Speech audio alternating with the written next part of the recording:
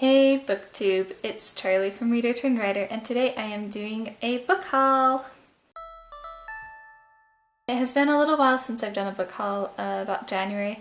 I just didn't get very many books in February and I didn't think that 2 or 3 books warranted a book haul, but then somehow, despite budget restrictions, I was able to actually get quite a few this month. Combined with last month, I decided it was time to do a book haul and show you what I've got, because I've got some really good ones. So I did buy the next 2 of the Princess Academy. I already owned the first one. So there's Palace of Stone, which is the sequel to Princess Academy, and then The Forgotten Sisters, which is the last one following the Princess Academy characters and world. And I have actually read both of them already, and I talked about them in my wrap-up before, and I really enjoyed them both. I gave them both 4 stars out of 5, and I'm really glad that I got them because I love Shannon Hill. The next one is one that my husband actually bought. He runs his own business from home, teaching people how to program online, and so he is forever getting books about that and buying them with business funds and things so that he can make his business better and be a better business person, entrepreneur. And I actually enjoy reading a lot of the books that he reads as well, and this one is called How to Write Copy That Sells. He got this one because he started using his email list more and he wanted to learn how to write emails, and it was pretty good. Not as useful as he had hoped, and I read it and it was actually useful for me as well, with even just with BookTube in some places, but also not as applicable in others. So yeah. How to Write a Copy That Sells by Ray Edwards, softcover, pretty good. This one is 3 Tales of My Father's Dragon by Ruth Stiles Gannett, illustrated by Ruth Chrisman Gannett. And this is one, I actually had My Father's Dragon on my Kindle for free at one point, and I didn't realize that it was so short. It's only about 30 pages, and it's for kids, and it's like a little chapter book with illustrations, and so the 30 pages went by really fast. But I really enjoyed it, so I got it, and I've been reading it with my daughter, and she'll be 4 in October. She's really loved it. I really enjoyed the first story. The next 2 aren't quite as engaging as the first one, but they're still really good and really cute for little kids. And then I bought How to Talk So Kids Will Listen and Listen So Kids Will Talk by Adele Faber and Elaine Maslish. I actually bought this book on accident. There's another book called How to Talk So Little Kids Will Listen, and it's written by Adele Faber's daughter. It has a lot of the same ideas and even the same kind of layout, but it just has more recent writing. This was written in like the 80s, and I've just heard that that one's a little bit better. I haven't read this one yet, but I loved How to Talk So Little Kids Will Listen, and I want to read this one since I bought it, and so I'm like, well, I should at least read it, and I think it will still be good. But I was a little bit disappointed that I bought the wrong book on accident. I don't even know how that happened. The next 2 I bought used at a thrift store, and I don't really know anything about them, so I'm hoping that they're good. This one is The Only Pirate at the Party by Lindsay Sterling and Brooke S. Passy, and I guess it's kind of a memoir type thing of Lindsay Sterling. She's a violinist who got really famous on YouTube because she plays the violin and like dances and does really elaborate videos on YouTube. And I actually have taken my brother and sister-in-law, they're younger, like teenagers, and they both play the violin, and my sister-in-law, when she was younger, really liked Lindsay Sterling, so we actually took them to one of her concerts, and it was really fun. So I was just interested. I saw the name and I was like, oh yeah, I will give that a try for a couple dollars, you know. So I hope it's good.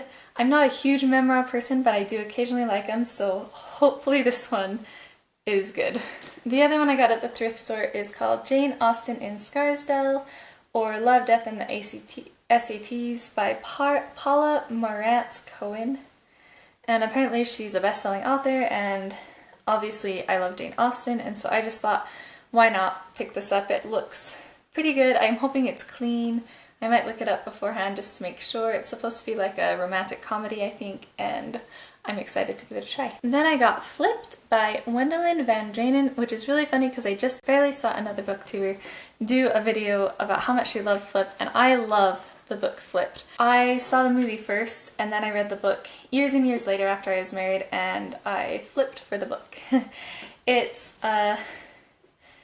It's a middle grade contemporary romance, and it is super funny, and it's about a girl who basically is just head over heels for this boy from like when they're in like second grade all the way up through till when they're in middle school, and then she starts maturing as a person and he doesn't, and she realizes that, and so she stops liking him.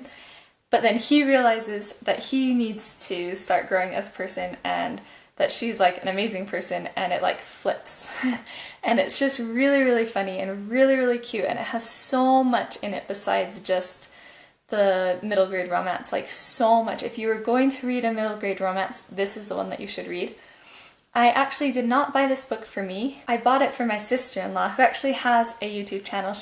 She's Melissa at White Castle with Books, and I bought it for her for Valentine's Day. Well, I wanted to give it to her for Valentine's Day because I thought it was the perfect Valentine's Day gift, and I got a couple of picture books for her kids from my kids for Valentine's Day because they're traveling around with her husband right now, and we miss them a lot, and so we thought we'd send them a little package to let them know how much we miss them. So I wanted to send them some books. And so it was just on my Amazon wish list because I was just going to send it to them through Amazon. So it was on my Amazon, the save for later cart thing, and it was on there for forever, but they never had an address that we could send it to, and so now they're here visiting, and so now I need to give it to her, which is another reason I decided I needed to do the book haul right now, is because I wanted to include this book because it's so good, and it's just a good copy of the book. Yeah, I think the book is a really cute book, even just the cover, how it has the chicken flipped upside down, and if you've ever read the story, then you really understand why there's a chicken on the front. When I got it in the mail, it was funny because then I was like tempted to not give it to Melissa because I want to keep it for myself because I like it so much, but I am going to give it to her, and I think that she'll really enjoy it because it definitely is, I think, her kind of story, and I am excited to share one of my favorite books with someone that I'm good friends with. The last book I have here is actually a children's book. I don't usually share the children's books that I buy. I buy a lot of children's books for my kids. I usually buy them at least one per month each, and sometimes more depending on holidays and stuff. But this one was just so good that I couldn't resist sharing, especially since I know a lot of you will be Little House on the Prairie fans. And so I just had to show you this because I didn't even know this existed before, but I saw this and it was a little more expensive for a children's book. But for the quality that it is and for how thick it is, it actually wasn't too bad. I think it was about $15 on Amazon. And it's A Little House Picture Book Treasury, 6 Stories of Life on the Prairie by adapted from the Little House books by Laura Ingalls Wilder, and I am so excited to read this with Ashton. I think she will love it. I loved the Little House on the Prairie books growing up and the show and everything. The book is like perfect for her age because it has more words on the page, but it still has quite a few pictures, and the pictures are just gorgeous, and I just think that it will give her some context for prairie life and for pioneer type life, and that's something that a 3 or 4-year-old has no concept of, and so I'm really excited to expose her to this and to start just sharing my love of some of this more literature rather than just picture books with her, and this is one way that I can do that, and I'm so excited to have found this. So that's my book haul. Have you heard of any of these books? If you have, let me know what you think of them in the comments below, or if you just see one that you think is interesting and you want to read, I'd love to hear that as well. Thanks for stopping by and watching my video. I will see you in the next one.